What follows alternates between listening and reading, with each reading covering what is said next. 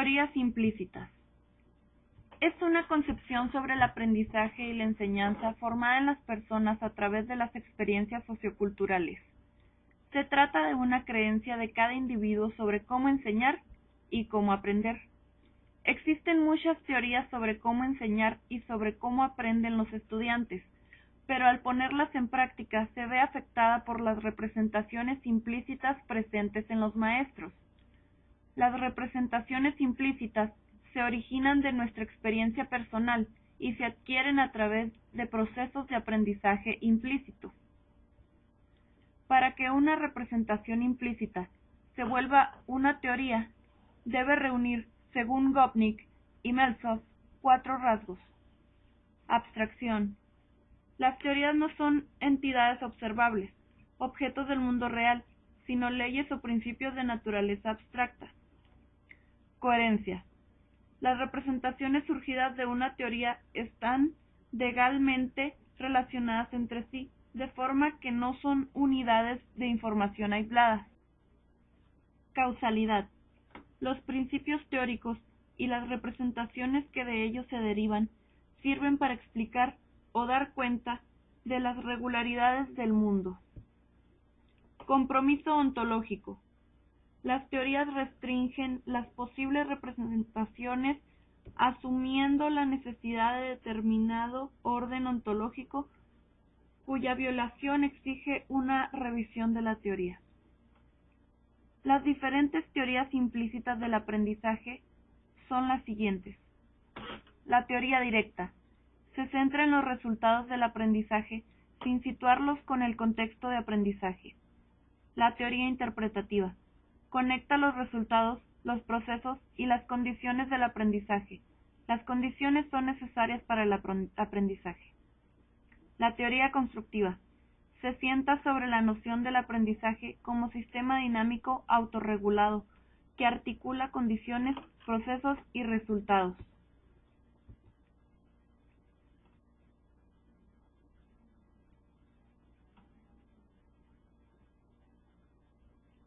La concepción de la enseñanza. Se presenta información que se recabó a base de una pregunta que se planteó a algunos estudiantes en su último año de licenciatura de educación primaria. La pregunta: ¿qué es la enseñanza? La función del maestro es enseñar a sus alumnos, por lo tanto, debe de reconocer los diversos significados que se le da a la enseñanza, ya que por medio de estos conceptos podrá saber de qué manera actuar ante cierto grupo o qué recursos usar para lograr una mejor enseñanza y qué no hacer en determinadas situaciones. De esta manera, se podrá reconocer a la docencia como una práctica compleja que parte de una teoría, pero que se adapta en técnicas. Al respecto, Carr dice que toda práctica está incrustada en la teoría. Esta solo se puede entender por la redefinición de los anteriores practicantes.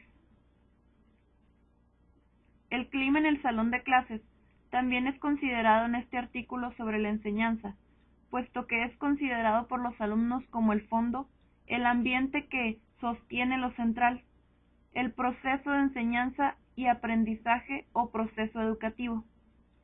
El clima del salón de clases debe ser propicio para la enseñanza, de ahí la importancia de la confianza y el respeto entre maestros y alumnos. Esta percepción del clima es lo que propicia la formación de valores y afectos. Para los alumnos normalistas, los conocimientos son el contenido central de la enseñanza. La diversidad de opiniones expresa la falta de consenso, denota la debilidad teórica, ya que las opiniones dispersas están referidas a nociones de sentido común que teorías educativas. Concepciones acerca del aprendizaje.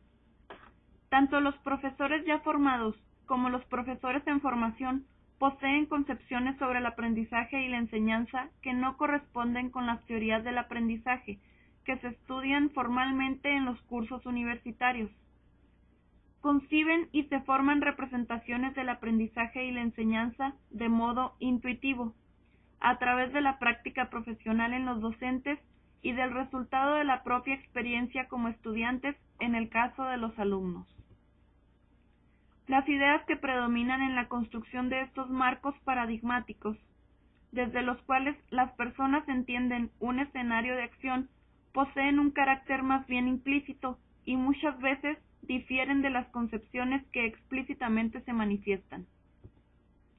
Es necesario entender que las concepciones pueden guardar distintos niveles de complejidad en la estructura cognitiva y que aquellas representaciones de carácter más bien implícito resultan ser las más profundamente arraigadas.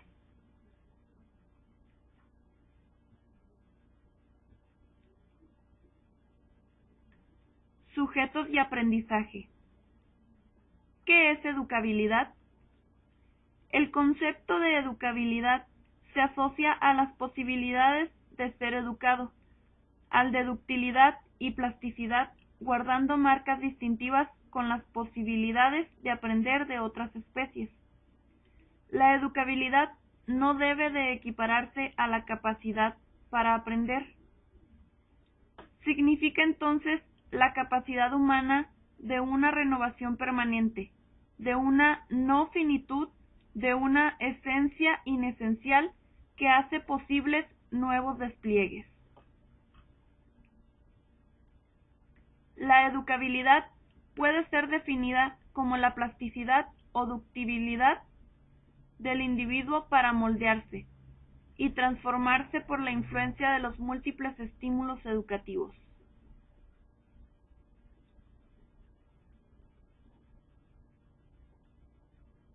Quien fracasa en la escuela porta algún déficit.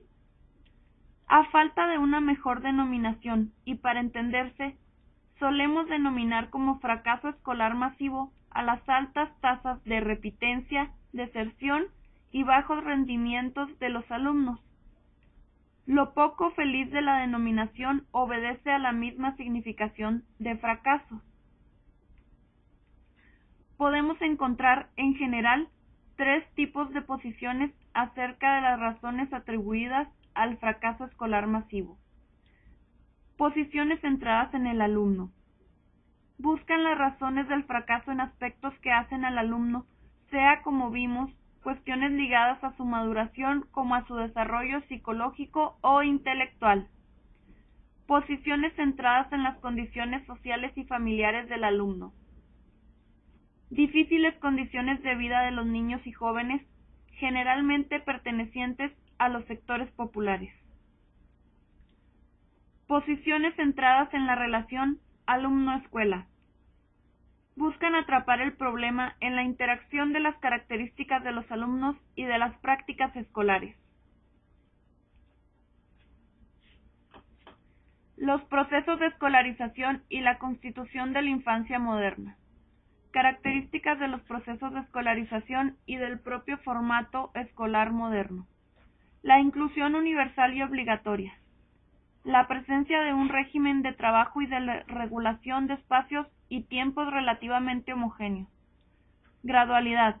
Refiere a varias cuestiones. Primero, a la idea de organización de grupos de aprendizaje por niveles graduales y homogéneos de dominio de conocimientos.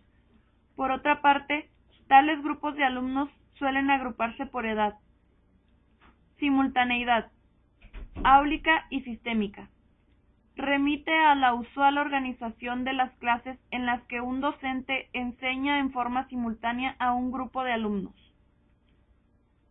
Y por último, la creación de un colectivo de educandos.